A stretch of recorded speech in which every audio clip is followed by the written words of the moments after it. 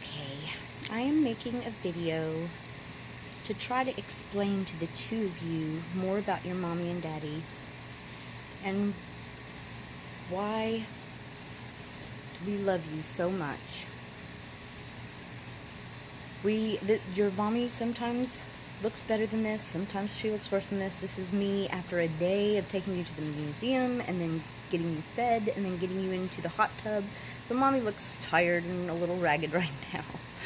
But what I want to tell you about your mommy and daddy is that we are doing our very best, and sometimes we do not do that well. Something that we have grown to really appreciate and understand is that you have to fail forward. So we are going to fail a lot as a mommy and daddy, but we're going to try to always learn from our failures and make it better and try not to make the same failures again. And that's what we're going to ask of you too.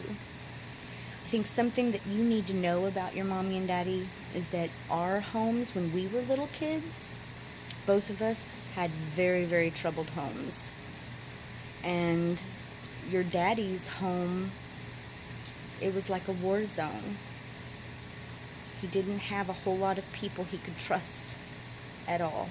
Your Uncle Tony is one of the people he could trust, but he couldn't even trust his own mommy and daddy to treat him with any kind of dignity or respect. He always felt like he was in the defensive all the time, like everyone was out to get him. And so, as a daddy, sometimes he reverts into that mode of thinking everyone's out to get him, and so you have to be really understanding that it's not about you, that's about him. And the fact that he tries so hard and that he works so hard at being the best he can be, that's what you've got to focus on with him and anybody in the world, is they're always trying their best that they can. And that's why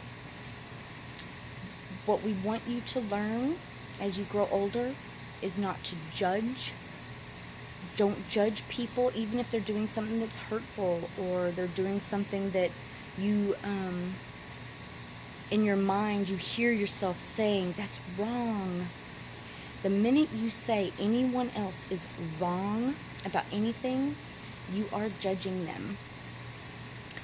And,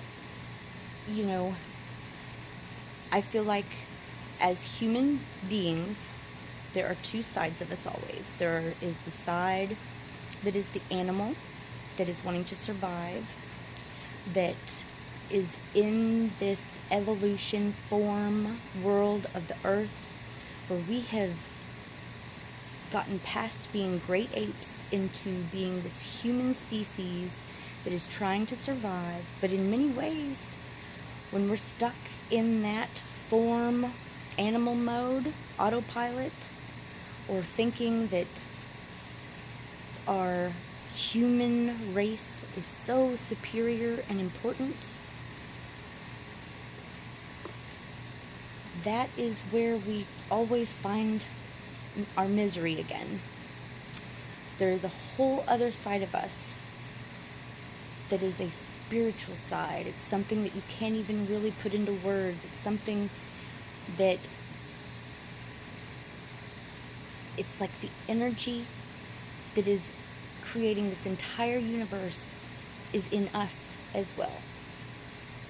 And when you get in touch with that part of yourself and what is so miraculous about the fact that we exist and that we are in this huge thing called space on this little marble, these little people running around on this planet Earth. It's amazing to think that we can be aware enough, these little creatures, we can be aware of that spirit, of that driving force. It's absolutely amazing. And if you let your brain control you, you're going to be the animal. But if you let that spirit control you and look at what your brain tries to do, you can say, okay, I get what my brain is wanting, but let me really think about that for a second. Let me really just go back and forth. What do I want to do? What kind of a person do I want to be? Not what comes naturally, not what am I reacting to, but what do I want to be? Do I want to be somebody who says that other people are wrong? Or do I want to be somebody who's understanding and compassionate to say, you know what? They're on their journey to figure out how to be more spirit than animal.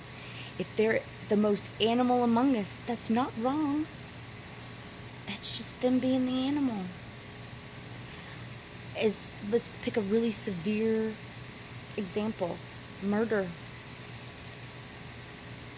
Killing someone on that animal level is wrong. And yet, when we see it on National Geographic with the gorillas and chimpanzees, we see one kill another, we say, oh, it's sad, but it's natural.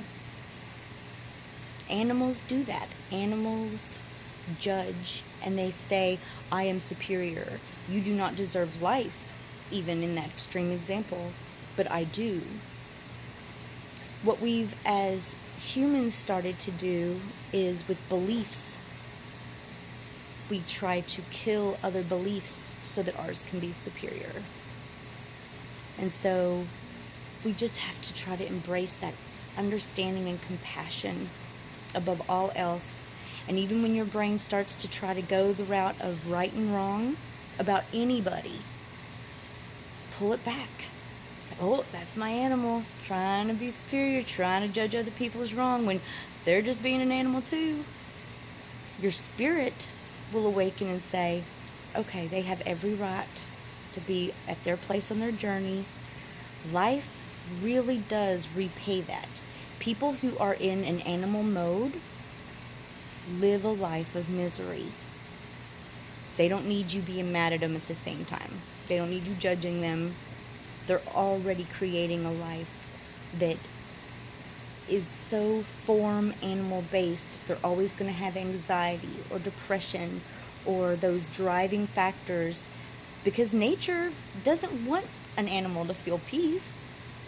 An animal that feels peace dies in many cases. They need them being paranoid and watching out for prey, or they need them hunting down something to eat, or they need there to be a king gorilla silverback that's more superior than everyone else because he will protect the truth.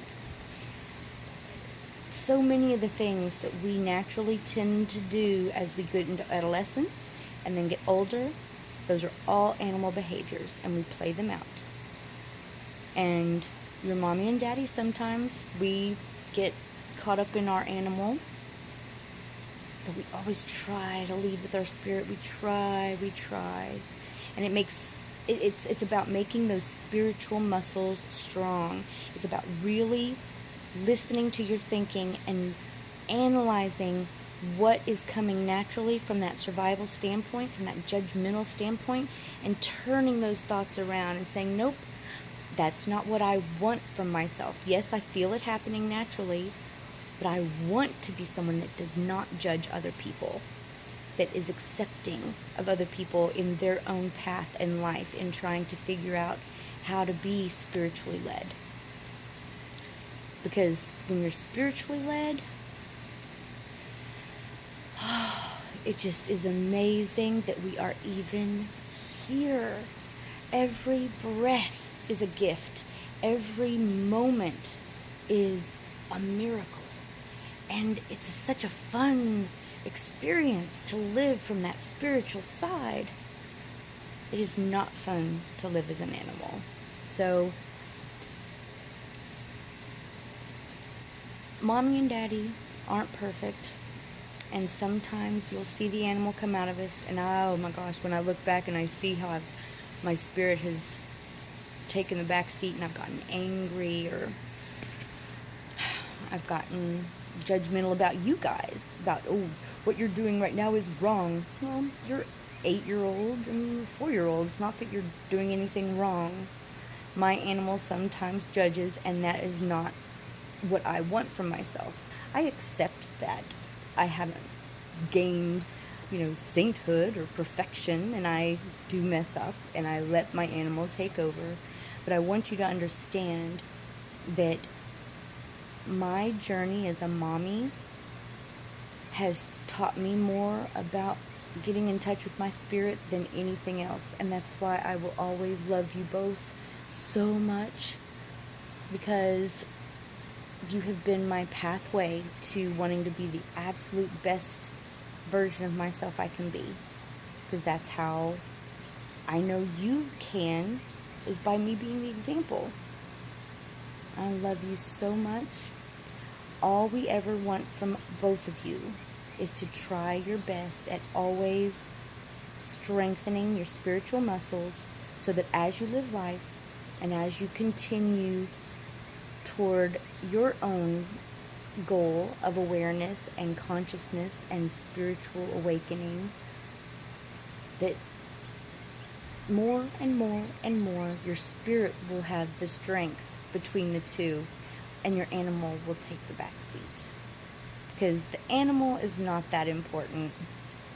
The animal is what has been going on for millions and millions of years in evolution in this amazing universe that we live in. And the animal comes and the animal dies. But the spirit, the awareness that we are supposed to have, that amazement of this life that we have, that doesn't die. That goes back. That's the whole point of this existence, is to be able to find that awareness and that consciousness and that part of the energy driving everything that is in ourselves.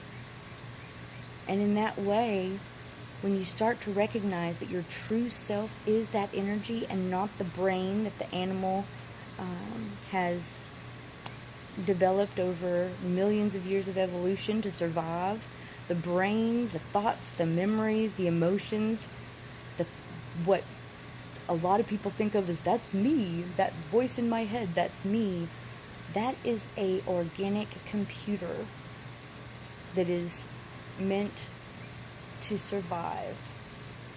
And what we can do as spirits is use that computer to really live. Okay, so that's what I hope we can give to you, and that's why we love you so much, is we want to teach you not how to survive. Yes, as animals, we want to teach that as a secondary priority. You have to be able to survive as long as possible to be able to gain awareness. But the number one priority is that awareness. Study how to get in touch with your spiritual side. Okay, that's all we ever want for both of you. We love you.